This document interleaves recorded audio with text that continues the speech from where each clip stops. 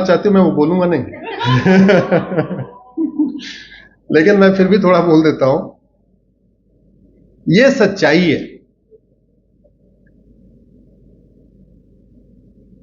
और उसके लिए 3 बीमारियां जिम्मेदार हैं। बाद में गूगल कर लेना, 3 बड़ी सीरियस मेंटल डिजीज होती है। एक होती है नार्सिज्म, दूसरी होती है मैग्लोमोनिया, और तीसरी होती है स्टॉकहोम सिंड्रोम। ये संविधान की शपथ लेने वालों में ज्यादा होती है। संविधान की शपथ कौन कौन लेता है? सांसद, विधायक, मंत्री और जज। उनको ये 3 बीमारियां होती हैं। अब मैं हिंदी में इसको एक्सप्लेन कर देता हूं। नार्सिज्म मतलब जो दुर्योधन की थी। दुर्योधन को क्या बीमारी थी? एको हम द्वितीयो नास्ति। बस मैं ही हूं, बाकी और सब बेकार। मैं ही सबसे बड़ा गदाधारी हूं। मैग्लोमोनिया, उसको हिंदी में कहेंगे छपास और दिखास। जिसको मैग्लोमोनिया हो जाती है, वो अखबार पढ़ेगा तो अखबार नहीं पढ़ेगा, अपनी फोटो ढूंढेगा उसमें, मैं कहीं छपा हूं कि नहीं छपा हूं। अखबार पढ़ेगा तो देखेगा मेरे बारे में कोई खबर है कि नहीं है। वो सड़क पे चलेगा तो देखेगा मेरी कोई होर्डिंग लगी है कि नहीं लगी है। एयरपोर्ट पे जाएगा, अच्छा देख रहा है, अच्छा कोई हमको पहचान रहा है कि नहीं पहचान रहा है, हमसे लोग नमस्ते नमस्ते कर रहे हैं, आ रहे नहीं आ रहे। और तीसरी बीमारी है स्टॉकहोम सिंड्रोम। स्टॉकहोम सिंड्रोम में जो व्यक्ति टॉर्चर करता है उससे लगाव हो जाता है। मतलब जो किडनैप करे उसी से प्यार हो जाए, इसको ऐसे मान लो।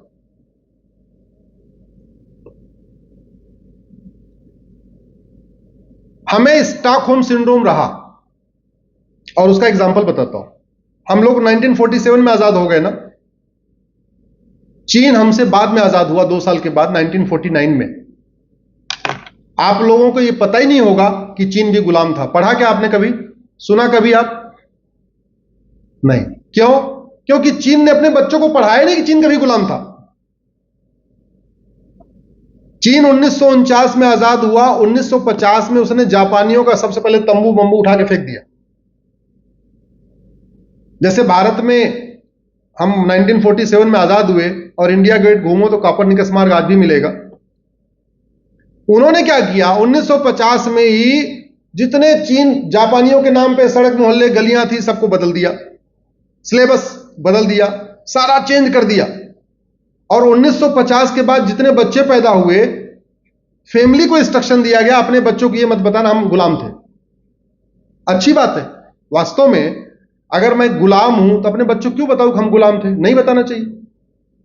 तो चीन का सेंस ऑफ ऑनर बढ़ गया, उसको अंदर अपने आप कॉन्फिडेंस आ गया, हम गुलाम गुलाम नहीं, हम तो हमेशा से। हमारे यहां दिक्कत आई, और हुआ यह कि धीरे धीरे, चूंकि करप्शन के कारण, जो तुम्हारा सवाल है, हमने कॉन्स्टिट्यूशन के ठीक उल्टा काम किया। कॉन्स्टिट्यूशन ने कहा कास्टिज्म नहीं करना है, कास्टिज्म को प्रमोट किया। कॉन्स्टिट्यूशन ने बोला लिंग्विज्म नहीं बढ़ाना है, लैंग्वेज के आधार पर हमने बांटा लोगों को, क्षेत्र के आधार पर बांटा हमने लोगों को, रिलीजन के आधार पर बांटा हमने। जैसे कॉन्स्टिट्यूशन ये कहता है, आर्टिकल 2930, कि जो लोग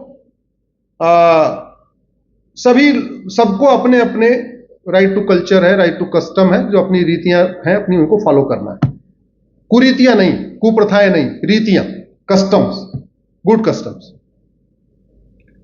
लेकिन हमने क्या किया? बांटने के लिए 1992 में माइनॉरिटी कमीशन एक्ट बना दिया।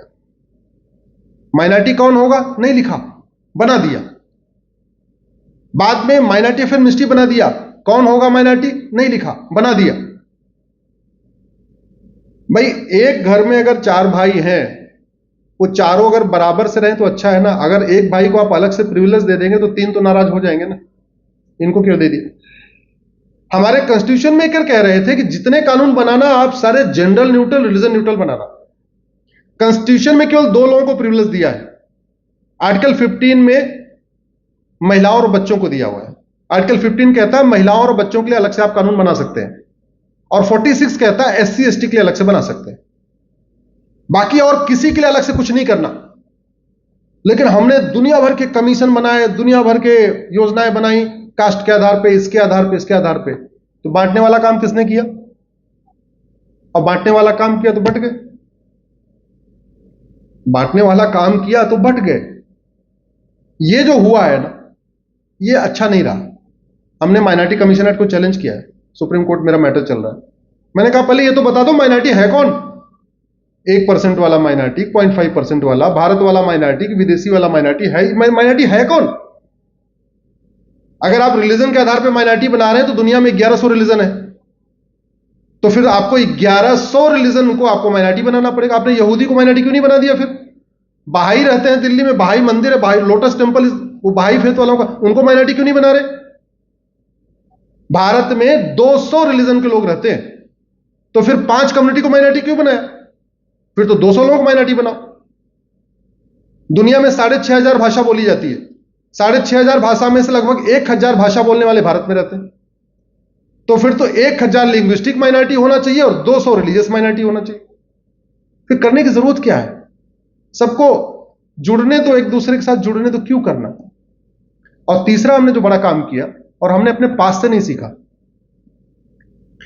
कृष्ण और सुदामा अलग अलग स्कूल में पढ़ते थे कि एक स्कूल में पढ़ते थे? राम और निषाद राज एक स्कूल में, राजा दशरथ और उनके जो मंत्री थे सुमंत एक स्कूल में। भारत में यूनिफॉर्म एजुकेशन सिस्टम था पहले, कॉमन एजुकेशन सिस्टम था पहले। भारत में मंत्री हो चाहे संतरी हो, किताब एक होती थी, स्कूल एक होता था। आज की डेट में ऐसा है क्या? जहां 10,000 जहां फीस है वो एक अलग सेगमेंट वहां जा रहा है, जहां 5,000 फीस है वहां एक अलग सेगमेंट जा रहा है, जहां 300 रुपए फीस है वहां अलग सेगमेंट जा रहा है। तो 10,000 रुपए फीस देने वाला और 200 रुपए फीस देने वाला कभी मिक्स ही नहीं हो पाएगा। वहीं दूसरी तरफ कृष्ण राज परिवार के थे, सुदामा गरीब परिवार के थे, वो इसलिए मिक्स हो गए, इसलिए दोस्त बन गए क्योंकि एक ही स्कूल में पढ़े थे। राजा दशरथ क्षत्रिय थे, राज परिवार के थे, सुमंत केवट के लड़के थे, नाविक के लड़के थे, गरीब थे, लेकिन वो दोस्ती हो गई, बाद में उन्होंने अपना उनको मंत्री बना लिया। तो हमने, और कॉन्स्टिट्यूशन कहता भी है, आर्टिकल 16 कहता है सबको इक्वल अपॉर्चुनिटी मिलनी चाहिए। आज की डेट में मिल रही है क्या? नहीं मिल रही। सारे एग्जाम एक हो रहे हैं, आईएएस का एक एग्जाम है, क्लैट का एक है, एनडीए एक है, नीट एक है, जितने भी एग्जाम है सारे कॉमन है। और 65 एजुकेशन बोर्ड चल रहे हैं भारत में। इसलिए इस पे भी एक पूरी पीआईएल चल रही है कि आप भारत में 1 नेशन 1 एजुकेशन बोर्ड लागू करिए। तो ठीक है, तमिलनाडु वाला अपनी लैंग्वेज में पढ़ेगा, बंगाल वाला अपनी भाषा में पढ़ेगा। अलग अलग एजुकेशन बोर्ड क्यों? अलग अलग सिलेबस क्यों? अलग अलग करिकुलम क्यों? मकसद क्या है? कोचिंग को फायदा हो। कितना भी बच्चा टैलेंटेड हो, बिना कोचिंग में गए आईएएस वो नीट क्वालिफाई नहीं कर पा रहा, बिना कोचिंग गए वो जेई क्वालिफाई नहीं कर पा रहा, चाहे वो सीबीएसई से पढ़ाओ चाहे आईसीएसई से पढ़ाओ, किसी से पढ़ाओ, अल्टीमेटली क्या है? कोचिंग जाना पड़ेगा। तो भारत में यूनिटी नेशनल इंटीग्रेशन के लिए जो 2 काम करना चाहिए था, जो हमारे फ्रेमर्स ने बोला कि भारत में यूनिफॉर्म एजुकेशन लागू करो, यूनिफॉर्म सिविल कोड लागू करो, और दोनों आज तक नहीं हुआ। यूनिफॉर्म सिविल कोड की चर्चा ऐसे होती है ऐसा लगता बम ब्लास्ट हो जाएगा, होता ही नहीं होती। और आपको बता दूं, यूनिफॉर्म सिविल कोड का जो सबसे ज्यादा फायदा किसको होना है? मुस्लिम बेटियों को होना है। यूनिफॉर्म सिविल कोड आए चाहे ना आए, हिंदू बेटियों को कोई फायदा ही नहीं उससे, क्योंकि 1955 में जो हिंदू कोड बिल था उसमें उनको जितना मिलना था मिल गया, लगभग एट पार हो चुके हैं। हिंदू कोड बिल लगभग जेंडर न्यूट्रल हो चुका है। 2-3 पॉइंट और बचे हुए हैं, वो भी सुप्रीम कोर्ट के फैसले से यूनिफॉर्म हो गया। तो जो सबसे ज्यादा डिसएडवांटेज में है 1937 वाले कानून के कारण, जो अंग्रेजों ने बनाया था, वो मुस्लिम बेटियां। भाई अंग्रेजों ने जितने कानून बनाए उसमें कॉन्स्टिट्यूशन तो था नहीं, तो और महिलाएं तो उनसे मिलती नहीं थी, मिलता कौन था? पुरुष। तो पुरुष जैसे उनसे मिलके कहते थे वैसे कानून बना देते थे। इसलिए अंग्रेजों के जितने भी कानून है वो सारे जेंडर बायस्ड है। 100% जो ब्रिटिश लॉ है वो सारे जेंडर बायस्ड है। लड़के लड़की की शादी की उम्र बराबर हो जाएगी, होना चाहिए कि नहीं? ज्यादा जोर से बोलो भाई। अरे एज ऑफ मैरिज सबकी यूनिफॉर्म होना चाहिए, रिलीजन के आधार पर होनी चाहिए, जेंडर न्यूट्रल होना चाहिए, रिलीजन न्यूट्रल होना चाहिए, अलग अलग होनी चाहिए। यूनिफॉर्म सिविल कोड से क्या होगा? शादी विवाह की उम्र समान हो जाएगी। क्या कोई दिक्कत है क्या? Grounds of divorce, procedure of divorce common हो जाएगा। कोई दिक्कत है क्या? नहीं। मेंटेनेंस का राइट सबको मिल जाएगा। कोई दिक्कत है क्या? नहीं। एडॉप्शन, गार्जियनशिप का राइट सबको यूनिफॉर्म हो जाएगा। कोई दिक्कत है क्या? नहीं। वन वाइफ वन हस्बैंड का फॉर्मूला सब पे लागू हो जाएगा। कोई दिक्कत है क्या? नहीं। पेरेंट्स पेरेंट्स को देखने की देखभाल का राइट सबको मिल जाएगा। कोई दिक्कत है क्या? नहीं, कुछ नहीं। लेकिन यूसीसी को ऐसे बना दिया, ऐसे यूसीसी आते आते भारत में बम फूट जाएगा। किसने बना दिया? पॉलिटिशियन ने। यूसीसी के बारे में जो सपोर्टर हैं उनको भी नहीं पता, जो अपोज करने वाले उनको भी नहीं पता। सपोर्टर सपोर्ट कर रहे हैं, अपोज करने वाले अपोज कर रहे हैं। यूसीसी से क्या होगा? नहीं पता। इसलिए आप लोगों को कहता हूं, आप लोग क्रीम हो, इसको लिखना शुरू करो। Thank you.